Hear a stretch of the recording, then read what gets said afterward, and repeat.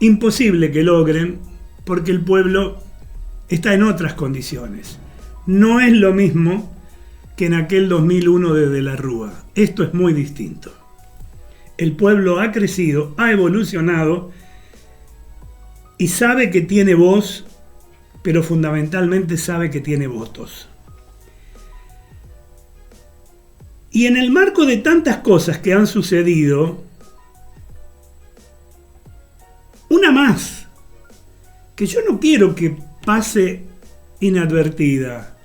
Perdón por ser autorreferente, o autorreferenciarme, mejor dicho. Yo creo que no quiere el pueblo. No lo tengo que asegurar. Yo creo que el pueblo no quiere que se amordace de ninguna manera a la prensa seria. Que el pueblo sabe cuáles son los medios militantes, cuáles son los medios o periodistas. Milei le dice ensobrados, yo le digo mercenarios. El pueblo tiene claro quién es quién. Y digan lo que digan, de alguna manera no va a influir sobre ningún tipo de decisión que pueda tener la justicia para callar a los medios. Y sucedió algo muy delicado en estos días, que insisto, me parece que no debemos dejar pasar. Por eso, a este editorial yo lo titulé Sin mordazas. Porque la libertad de prensa es uno de los pilares esenciales de la democracia. Siempre vamos a hablar de la prensa seria, ¿no? La prensa informa a la sociedad y cumple el rol vital de fiscalizar al poder, cuestionar decisiones gubernamentales y visibilizar aquello que el poder muchas veces intenta mantener en los sótanos, ocultos. El periodismo permite el ejercicio del derecho individual y colectivo a buscar, recibir, difundir información, favoreciendo una ciudadanía informada, crítica y participativa. Esa labor es particularmente importante en épocas donde la transparencia está en riesgo y donde los gobiernos, por distintas vías, pretenden controlar el flujo informativo para sostener su legitimidad o evitar el escrutinio público. Pero la Constitución Nacional prohíbe expresamente la censura previa. El artículo 14 reconoce el derecho de todos los habitantes a publicar sus ideas por la prensa sin censura previa.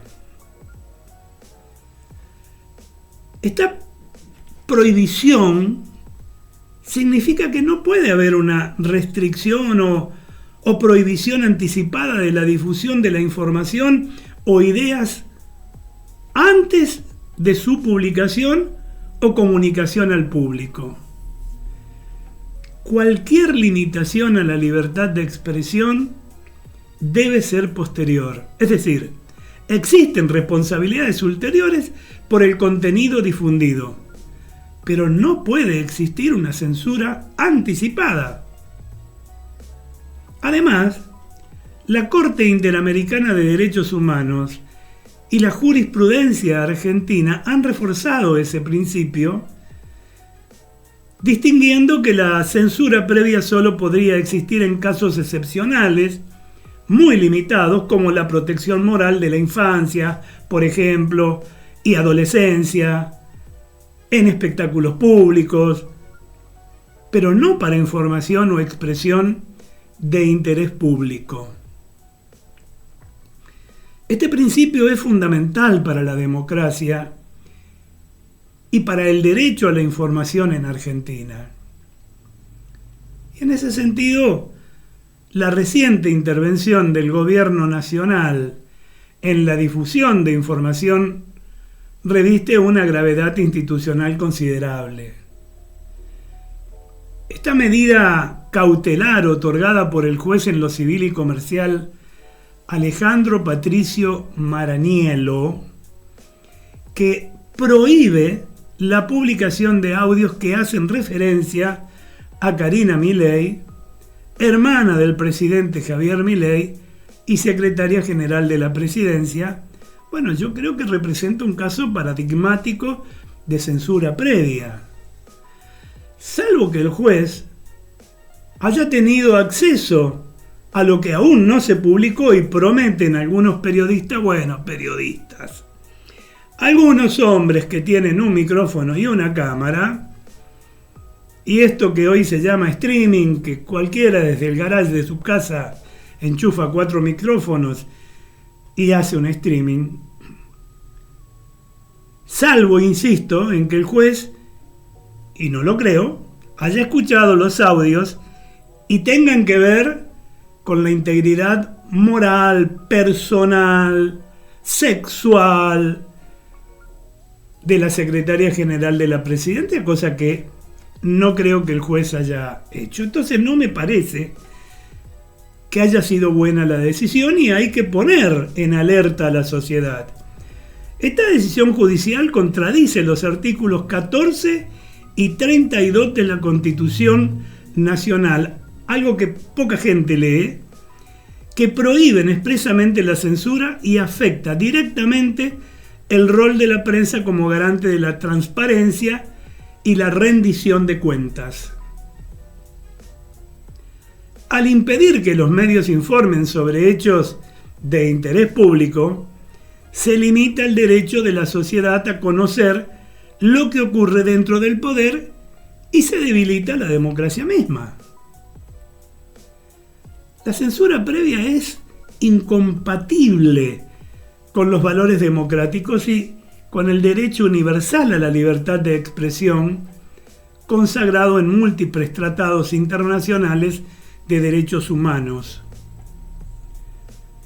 Lo que agrava aún más esta situación, desde mi punto de vista, es que al analizar el fallo de Maraniello se observa una incoherencia al menos preocupante.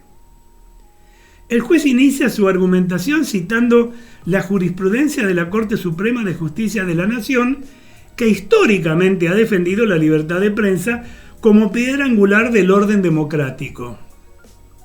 Pero sin embargo, en un giro sin explicación, el fallo cambia abruptamente de dirección y otorga la medida cautelar solicitada por el gobierno nacional sin justificación suficiente.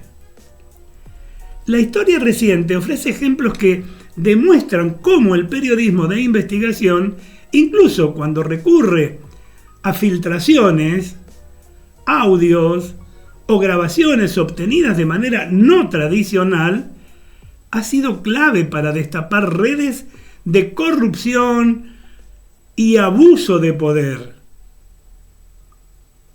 Por caso los cuadernos de Centeno, ¿no? Casos como la operación Manos Limpias en Italia, para irme afuera y no tocar lo de nuestro país. En esta operación Manos Limpias de Italia, donde se desarticuló un sistema de coimas mediante escuchas clandestinas. El caso Gürtel, en España, en el 2009 fue eso, que reveló una trama de financiamiento ilegal vinculada al Partido Popular gracias a grabaciones encubiertas.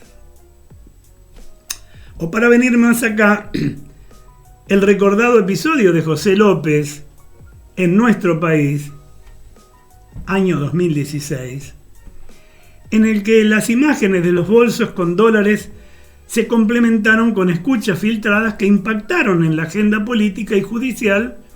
Bueno, son ejemplos de cómo el acceso a este tipo de información ha sido clave para el interés público y producido a través de la prensa seria y responsable. Si esas revelaciones hubieran sido censuradas desde el origen por decisiones judiciales similares a la de Maraniello, y muchas de las verdades que hoy conocemos seguirían ocultas, y por lo tanto sus responsables seguirían robándonos. La libertad de prensa, libre de censura previa, no es un privilegio corporativo de los medios, sino una garantía de toda la sociedad. Hay que entenderlo así. Su restricción tiene consecuencias directas en la salud democrática de un país. La censura mina la credibilidad de las instituciones, limita el debate público y fortalece la impunidad de los poderosos. Miren, sin prensa libre, la ciudadanía queda desinformada y sin herramientas para tomar decisiones responsables. La libertad de expresión, como lo establece la doctrina constitucional contemporánea y la mayoría de las constituciones en el mundo, no puede estar sujeta a la discrecionalidad de los gobiernos ni a los fallos judiciales sin fundamentos sólidos. Sin embargo, se debe permitir el derecho a réplica en igual forma y dimensión con el propósito de conocer igualdad ante la ley. Por otra parte, estamos siempre hablando de la prensa y el periodismo responsable, del periodismo honesto, cuyo único fin sea ir detrás de la verdad. La sociedad ha aprendido a identificar y a clasificar al periodismo militante, al periodismo mercenario o coercitivo, condenándolos y dándole las espaldas. Lo primero que desde ya es importante señalar es que el poder comunicacional no necesariamente coincide con el prestigio ni con la conducta ética. El prestigio y la calidad ética tendrán que ganárselo a través de la historia. Tendrán que ganárselo, repito, día tras día, frente a los principales jueces, que son ustedes, la audiencia.